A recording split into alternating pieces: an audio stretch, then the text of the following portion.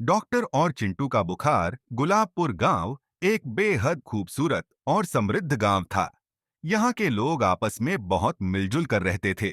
इसी गांव में पार्वती और मोहन का परिवार रहता था। उनका 9 साल का नटखट बेटा चिंटू अपनी शरारतों और मासूमियत के लिए पूरे गांव में मशहूर था। चिंटू को खेलकूद का बेहद शौक था। वह दिन भर दोस्तों के साथ इधर उधर दौड़ता भागता रहता और रात होते ही थककर गहरी नींद में सो जाता। एक सुबह जब चिंटू जागा तो उसकी तबीयत ठीक नहीं थी। उसकी आंखें सुर्ख हो गई थीं, चेहरा मुरझाया हुआ था और शरीर बुखार से तप रहा था। चिंटू को ऐसा देखकर उसकी माँ पार्वती बहुत परेशान हो गईं।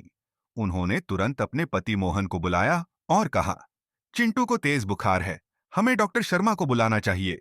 डॉक्टर शर्मा गुलाबपुर के सबसे अनुभवी और दयालु डॉक्टर थे। उनकी बुद्धिमानी और इलाज की कुशलता के कारण पूरा गांव उनका आदर करता था।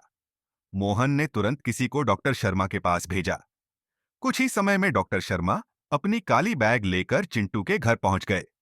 उन्होंने सबसे पहले चिंटू का हालचाल पूछा और फिर उन्होंने उसका माथा छूकर बुखार का अंदाजा लगाया।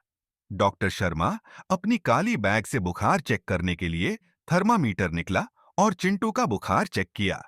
बुखार का गंभीर होने से डॉक्टर शर्मा ने पार्वती को चिंटू के सिर पर सूती वस्त्र से पट्टी करने को कहा। डॉक्टर शर्मा ने चिंटू से पूछा, चिंटू, क्या तुमने कल घर से बाहर का कुछ ठंडा खाया या पिया था? चिंटू पहले तो अपनी मां की तरफ देखा और फिर थोड़ा झिझकते हुए कहा, हाँ डॉक्टर अंकल, मैंने कल नदी के किनारे से ठंडा पानी पिया था। डॉक्टर शर्मा मुस्कुराए और बोले, तो यही है तुम्हारे बुखार की वजह। नदी का ठंडा और दूषित पानी तुम्हारे गले में खराश लग लगा और बुखार हुआ है। लेकिन चिंता मत करो, मैं तुम्हें जल्दी ठीक कर दूंगा। डॉक्टर शर्मा ने चिंटू की मां को कुछ दवाइयां दी और समझाया, इन्हें समय पर देना और ध्यान रखना कि चिंटू खूब आराम करे।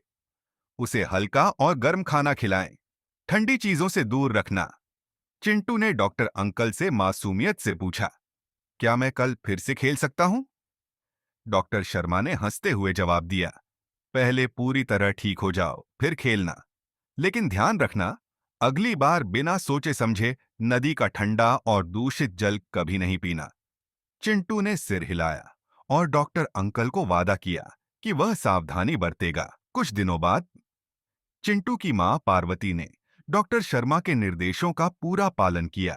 उन्होंने चिंटू को समय पर दवाइयां दी, उसे आराम करने दिया और उसे घर का ताजा व पौष्टिक खाना खिलाया। धीरे धीरे चिंटू का बुखार उतर गया और वह पहले की तरह स्वस्थ हो गया। चिंटू के ठीक होने के बाद उसने गांव के सभी बच्चों को अपनी कहानी सुनाई। उसने उन्हें समझाया, अगर तुम्हें भी कभी बुखार हो जाए तो डॉक्टर अंकल को जरूर बुलाना, वे जादू की तरह ठीक कर देते हैं। और हाँ, बिना सोचे समझे नदी का ठंडा और दूषित जल कभी नहीं पीना।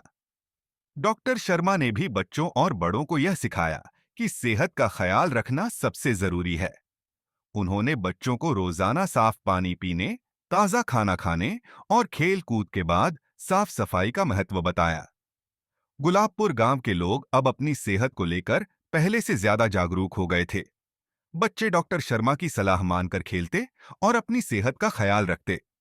इस तरह गुलाबपुर गांव के लोग खुशहाल और स्वस्थ जीवन बिताने लगे। और चिंटू, वह पहले से भी ज्यादा नटखट हो गया था, लेकिन अब वह समझदार भी हो गया था। इस कहानी से हमें यह सीख मिलती है कि 1. अपनी सेहत का ध्यान रखना बेहद जरूरी है। 2. ठंडा या गंदा पानी पीने से बीमारियां हो सकती हैं, इसलिए हमेशा साफ और सुरक्षित पानी पिएं। 3.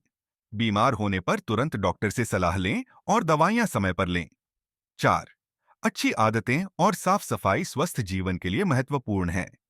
इस तरह गुलाबपुर गांव के लोग खुशहाल और स्वस्थ जीवन बिताने लगे।